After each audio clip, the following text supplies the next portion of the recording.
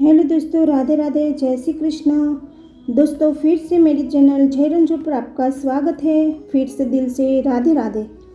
अच्छे लोगों के साथ हमेशा बुरा क्यों होता है? गीता में श्री कृष्ण ने दिया है अर्जुन को इसका जवाब। श्री कृष्ण ने अर्जुन को जवाब देते हुए समझा है कि ये बात लोगों को उनको कर्मों का फल हमेशा मिलता है। गीता सार आपने महसूस किया होगा कि जो लोग अच्छे कर्म करते हैं वो परेशान रहते हैं, वही जो बुरे कर्म करते हैं वो खुशी से रहते हैं।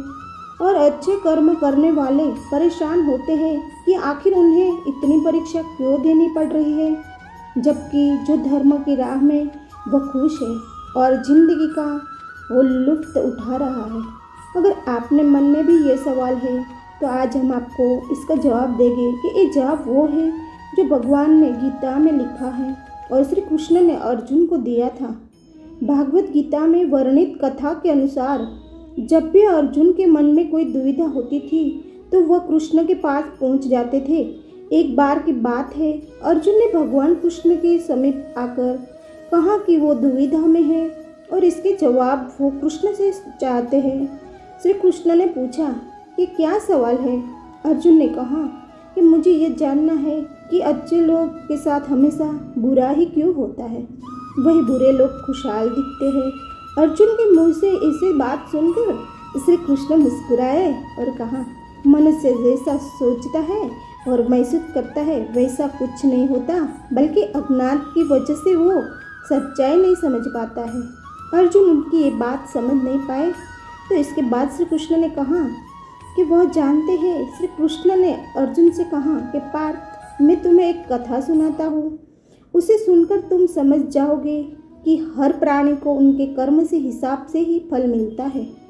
प्रकृति हर किसी को अपनी राह चुनने का मौका देती है, जब वो मनुष्य की इच्छा पर निर्भर करता है कि उसे धर्म की राह चुननी है या धर्म की कथा शुरू करते हुए श्री कृष्ण ने कहा कि एक नगर में दो पुरुष रहा करते थे।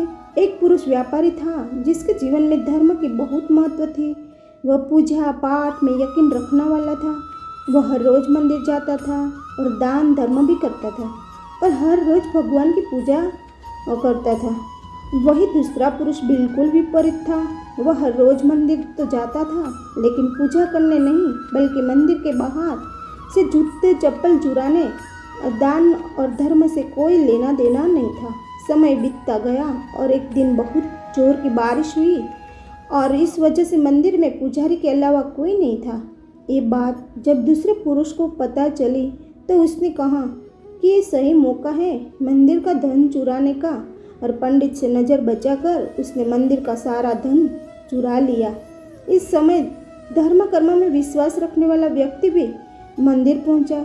दुर्भाग्य से मंदिर के पुजारी ने उसे ही चोर समझ लिया और चिल्लाने लगे। वहाँ लोग एकत्र हो गए और उसे बहुत मारा। किसी तरह से वो बचते बचते वहाँ से निकला तो दुर्भाग्य ने उसका साथ वहाँ भी नहीं छोड़ा।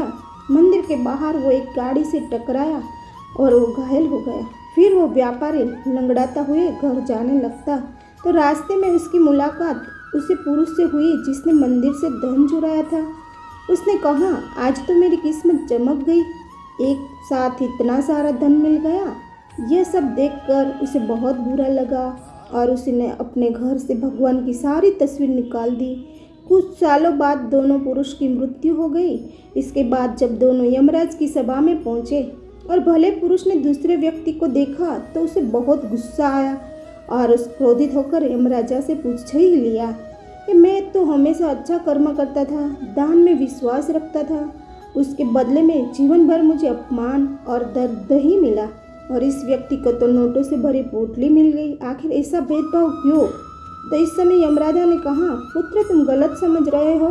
जो दिन तुम्हारी गाड़ी से टक्कर हुई थी ना, वह दिन तुम्हारे जीवन का आखिरी दिन था, परंतु तुम्हारे अच्छे कर्मों की वजह से तुम्हारी मौत सिर्फ एक छोटी सी चोट में बदल गई। तुम इस दुष्ट व्यक्ति के बारे में जानना चाहते हो? तो दरअसल इसके भाग्य में राजयोग था, मगर इसका कुकर्म और धर्म की वजह से वह सिर्फ एक छोटी सी धन की पोटली में बदल गया। कथा सुनने के बाद श्री कृष्ण अर्जुन से कहते हैं, पार्थ, क्या अब तुम्हें तुम्हारे सवालों का जवाब मिल गया? ऐसा सोचना कि भगवान तुम्हारे कर्मों का नज़रअंदाज कर रहे हैं, ये बिल्कुल भी सत्य नहीं है। भगवान हमें कब क्या किस रूप में दे रहा है मनुष्य को समझ में नहीं आता। मगर आप अच्छे कर्म करते रहे तो भगवान की कृपा हमेशा आप पर बनी रहेगी। जय श्री कृष्ण, राधे।